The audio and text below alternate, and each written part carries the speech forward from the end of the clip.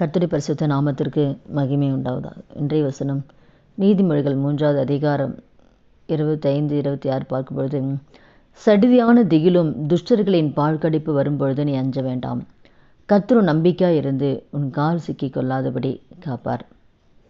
அதனால் கூட அந்த வார்த்தை கேட்குற ஒவ்வொருத்தர் வாழ்க்கையிலும் சடிதியான ஒரு திகிலா, இல்லை கலக்கமா, இல்லை பிரச்சனைகளா, இல்லை வியாதி நிமித்தம் நீங்கள் ஒரு கலக்கத்தில் கடந்து போகலாம். ஒரு பயத்தினால் நீங்கள் கடந்து போகலாம். பிள்ளைகளுடைய காரியம், பிள்ளைகளுடைய எதிர்காலம், இல்லை குடும்பத்தில் ஏதாவது ஒரு காரியத்தை குறித்து ஒரு திகில், ஒரு கலக்கம் உங்கள் வாழ்க்கையில் காணப்படலாம். பிள்ளைங்க தவறான பாதையில் போயிட்டு அது நிமித்தம் அவங்களுக்கு ஒரு திகிலாக இருக்கலாம். எப்படி ஆகுமோ, என்ன ஆகுமோ, என்ன செய்யறதுன்னு சொல்லி அதில் ஒரு திகிலாக இருக்கலாம். இல்லை வியாதி, இல்லை டாக்டரால் கைவிடப்பட்ட நிலையில் ஒரு வியாதியை குறித்த ஒரு திகிலாக இருக்கலாம்.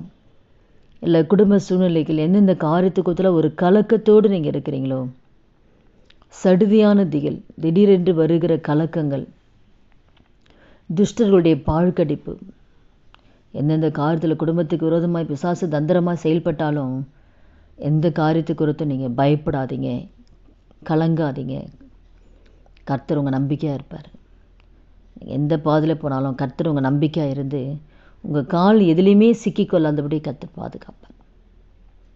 அந்த திகில், அந்த கலக்கத்துலலாம் எதுலேயுமே நீங்கள் சிக்கிக்கொள்ளாதபடி ஆண்டு உங்களை பாதுகாப்பார். உங்கள் நம்பிக்கை அவர் இருப்பார். நீங்கள் எந்த பாதையில் போனாலும் சரி, உங்களுக்கு நீங்கள் யாரை நம்பி இருக்கிறீங்களோ, இந்த உலகத்தின் அண்ட சராசங்களை படைத்த ஜீவனுள்ள தெய்வத்தை நீங்கள் நம்பி இருக்கிறனால அவர் எதுலேயுமே நீங்கள் சிக்கிக்கொள்ளாதபடி அவர் பாதுகாப்பார்.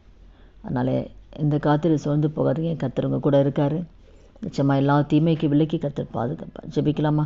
துதிகள் மத்தியில் வாசம் செய்கிற நல்ல தகப்பனே, இயேசுவின் நாமத்தினுடைய சமூகத்தில் வருகிற இந்த வார்த்தை கேட்குற ஒவ்வொருத்தர் வாழ்க்கையில் ஆண்டவரே, அவங்க போகிற ஒவ்வொரு பாதிலும் ஆண்டவரை நீங்கள் அவங்களோடு கூட இருந்து அவரோட நம்பிக்கையாக நீங்கள் இருந்து எதிலேயே ஆண்டவரை அவர்கள் விழுந்து விடாதபடிக்கு, அவருடைய கால் சிக்கி கொள்ளாதபடிக்கு, எந்த பிரச்சனையில் அகப்பட்டு கொள்ளாதபடிக்கு கர்த்தரே ஆண்டவரை அப்பா அவங்களுக்கு நம்பிக்கையாக இருந்து அவங்களை பாதுகாத்து நீங்கள் வழிநடத்தும்படி அந்த கரத்தில் ஒப்புக் கொடுக்குறேன். இயேசுவின் நாமத்தில் ஜெபிக்கிறோம் நல்ல பிதாவே, ஆமென்.